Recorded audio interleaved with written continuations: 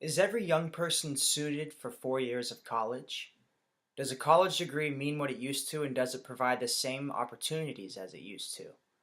Would an entrepreneur benefit from going to college, or should they forgo it altogether? Are technical or trade schools better options for students? My name is Ben Nichols, and I'm giving this speech today to inform you on whether getting a 4 years bachelor's degree at a college is for you. And my hope is that I'll give you enough solid information so that you may make a confident decision for yourself on whether or not attending college and getting a degree is something you would want to pursue. First, let's talk about where college came from and why. In the early history of the United States, going to college was a rare phenomenon.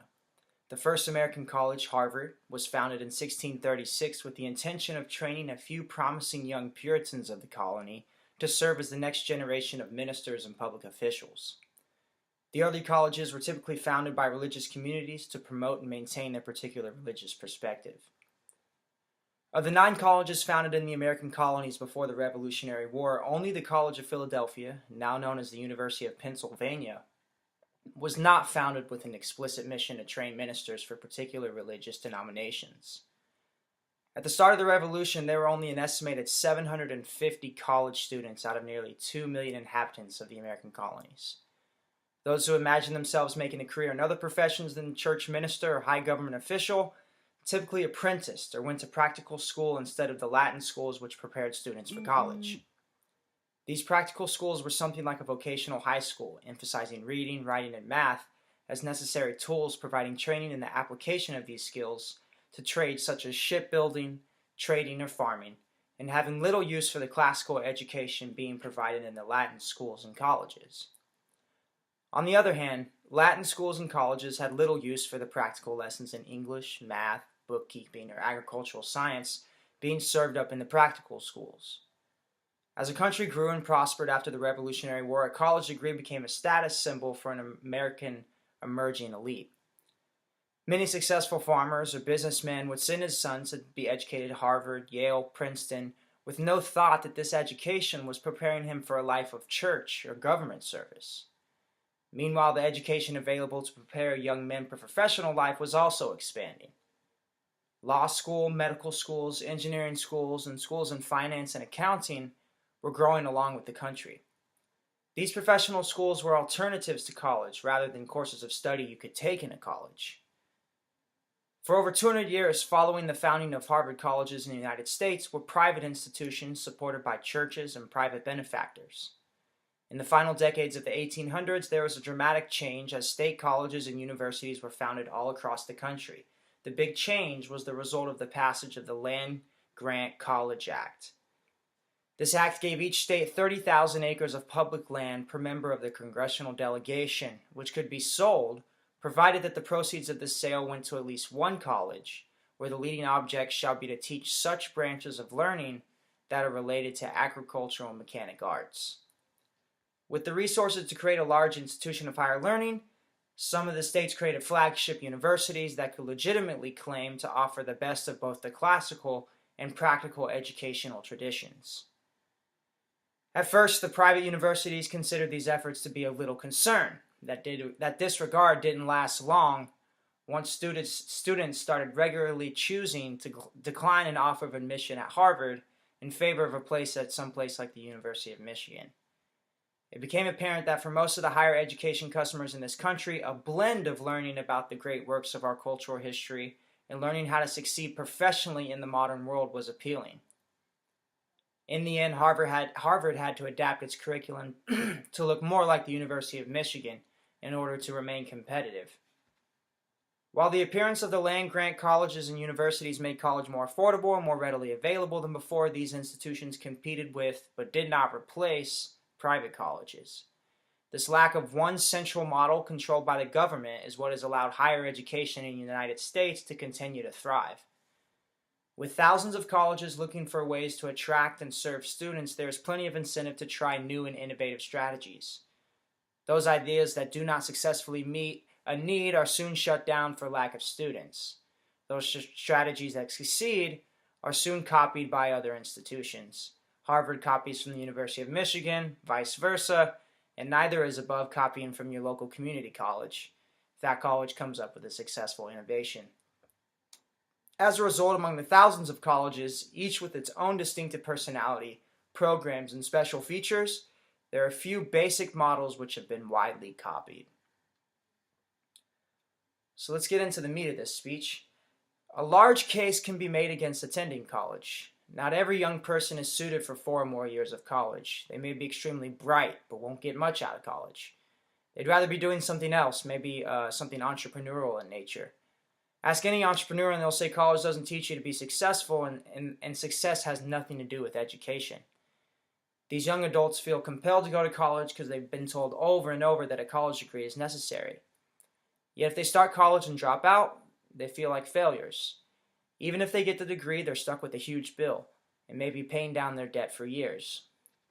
The early years of adulthood were intended for people to build, right? Not dig themselves out of a hole. In recent studies, young adults are not buying homes in their 20s and 30s anymore. Instead, they're waiting until their debt-to-income ratio is healthier. And by their early 40s, they're finally beginning the meaningful portions of life. And college debt is crazy. Total college debt in the United States has reached $1.2 trillion. According to CNN, average college debt per individual has reached about $30,000. And student loans have increased by 84% since the recession, the 2008 recession, and are the only type of consumer debt that's not decreasing. And all too often, the jobs people land after they're graduating don't pay enough to make the degree even worthwhile. It's said that employers hire on 3 variables, the first of which is experience. If there's 2 applicants for a job, a hiring manager is more likely to choose the applicant with 4 years of experience rather than 4 years of college. Last year, according to the Federal Reserve Bank of New York, 46% of recent college graduates were in jobs that didn't even require a college degree. Think about this. The bottom quarter of earners with a college degree don't make more money than the average high school graduate. And this hasn't really changed much in 40 years. At the minimum, from those statistics, we could say that 25% of college graduates never recoup their monetary investment. There is a well-established principle in behavioral economics that people tend to overestimate their abilities in general. We think we are better than we actually are. And we can see this in the increase in college costs. Those 25% would probably be better off not pursuing a degree. Yet nobody actually thinks they're going to be the ones that the investment doesn't pay off for. We all think that, it's going to lead us to something awesome. To add, college and tuition fees have shot up over 1,100% since records began in 1978, 4 times faster than the increase in the Consumer Price Index. In further comparison, medical expenses have risen 601% compared to 1,100, and food has increased about 245% over the same period. In my opinion, more students should attend technical schools to gain expertise in areas like automotive, health and wellness, and dental hygiene, similar to what early college attenders did rather than going to the Latin schools. Also, many of the technical jobs, like a dental hygienist, pay better than jobs that require a 4-year college degree.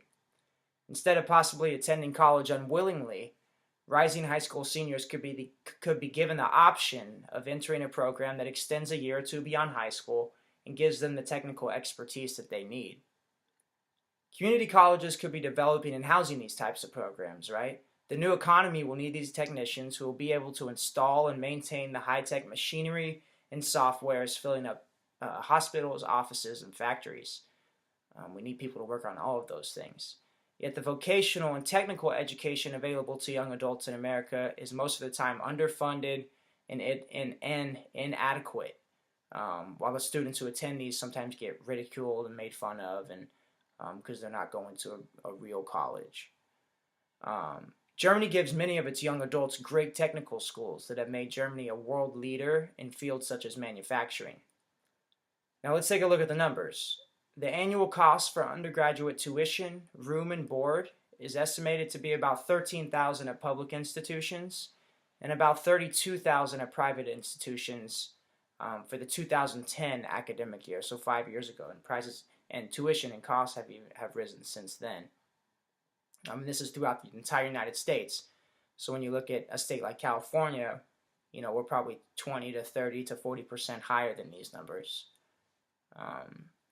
And that's according to the U.S. Department of Education's National Center for Education Statistics. That means that even a modest education, right, a bachelor's degree from a public university or college, will cost at least $60,000 to $100,000, depending on what college, and it's, those expenses can quadruple if you attend a top-level private university. Add to this the opportunity cost, meaning what you could earn over 4 years of working at a job instead of studying full-time, and that's real money that you're talking about. So how long, if at all, does it take new graduates to recoup all those college costs?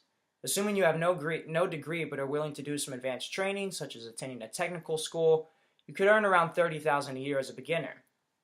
That means that over 4 years you'd earn about $120,000, while your counterpart who's in college earns little or nothing, and may even carry the same amount in debt by graduation. About 1/3 of millennials say they would have been better off working instead of going to college and paying tuition. Now let's look at the other side of this discussion. It's the most obvious, so let's discuss the long-term earnings effects of having a 4-year bachelor's degree. It is often quoted that a college degree holder makes, on average, about $1 million more than non-degree holders over the lifetime of an individual's work. While this number may be closer to 800,000, according to the latest studies, that's still about a 20,000 per year difference, right, if you work about 40 years.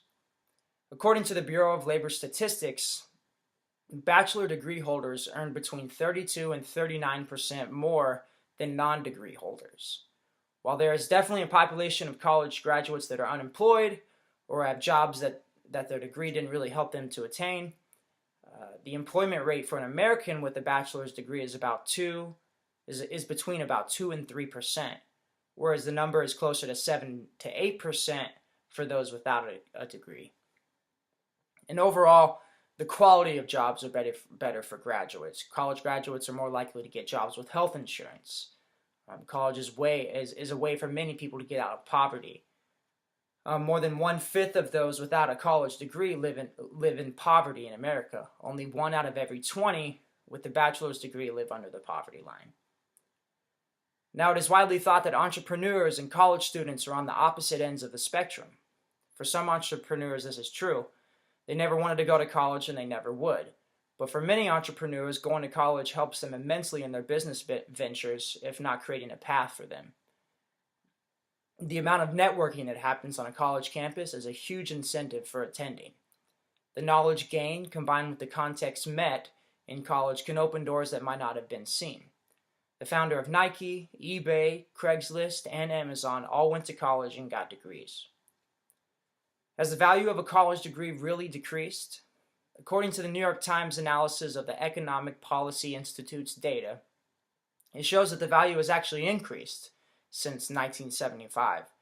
Americans with 4-year college degrees made 98% more an hour on average in 2013 than people without a degree. That's up from 89% 5 years ago, 85% 10 years ago, and 64% in the late 80s. Here's a fact to think about. In the journal Science, the cost of a college degree is about -$500,000. That's right, over the long run, college is cheaper than free.